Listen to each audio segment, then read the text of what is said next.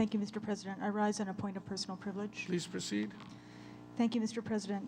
Because in the discussion that we had earlier on recommitting Senate Bill 1183, the potential of a special session was raised, I feel compelled to rise to make some comments on the rail project. 5 years ago, when I was running for office, there was a candidate for mayor running at the same time who promised over and over again at many of the campaign events we both attended to build rail on time and on budget. And at that time, the estimated cost for rail was $5 billion. 2 years ago, that same person came to the legislature to ask for an extension of the rail tax, received a 2-year extension from this body, and said that they wouldn't be back. 5-year extension. 5-year extension.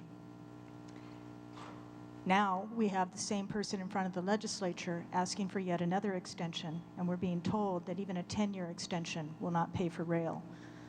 The estimated cost now is $10 billion, and that's before we've put out the contracts for the most expensive portion of the rail construction through the urban core.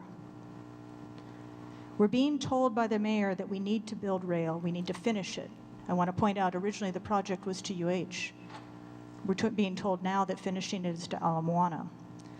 But while the mayor is the poster boy for finishing rail at all costs, what I really want to direct my remarks today to is to all the civic leaders that are saying the same thing, that we must finish rail at any cost. And I want to point out that we're not talking about a $10 billion project now.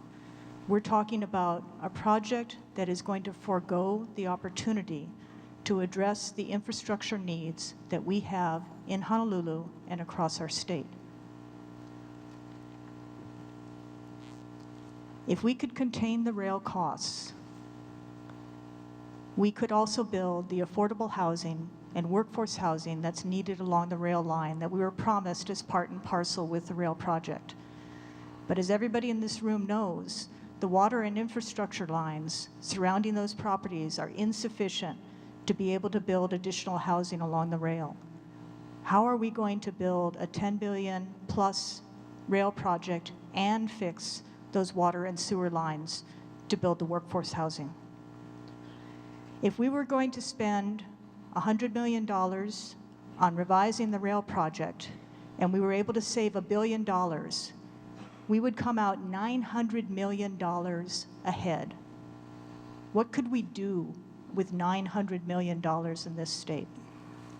We could fix those water and sewer infrastructure lines. We could fix the Banyan Drive infrastructure so that we could revitalize the hotels there, and we could direct tourists to an economy on the Big Island that needs it and give some relief to the communities on Oahu that are suffering from too much. We could put photovoltaics on the rooftops of all of our schools, air condition every single classroom, and not have to pay the utility bills, which would free up a lot of our operating budgets at the state level. We could build shelters with mental health and social services for the chronic homeless to get them into a safer living situation and out of our beach parks, and also revitalize those parks and the infrastructure there for our residents and our visitor communities. If we continue to build rail at any cost, what we're being asked to do is to build rail at the opportunity of doing all those other things. The federal government, FTA, in one of their emails a while ago, made the comment that the city never has time to do it right, but they always have time to do it over. Many people are frustrated that the legislature didn't extend the tax and continue the rail project this session. But I want to say is that we've given everybody a gift. We've given the city a gift of time to do it right. This is not anti-trade. There are so many jobs and so many projects that we could be doing in addition to rail. But the mismanagement of this project, the lack of fiscal responsibility, we're at the point now where not only has it jeopardized the city, where the city can no longer be independently operated without having to rely on state tax revenues, We are now getting to the point where it's jeopardizing the state as well.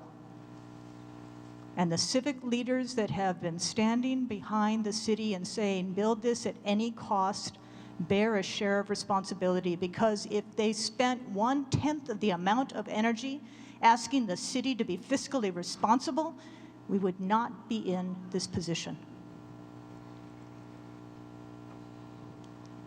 So I'm asking everybody in this hiatus that we have right now to go back and revisit the project.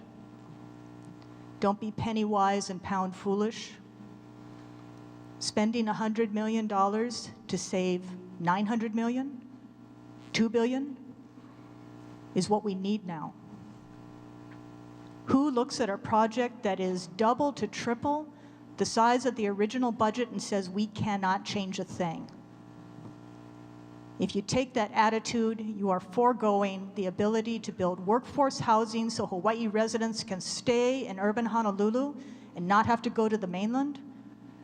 We're foregoing the opportunity to address the homeless problem, to address classrooms that are crumbling and don't have the electrical and wiring infrastructure to deal with the modern curriculum needs.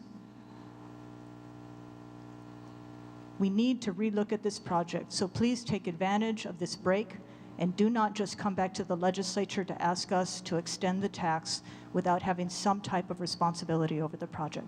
Thank you. Thank you.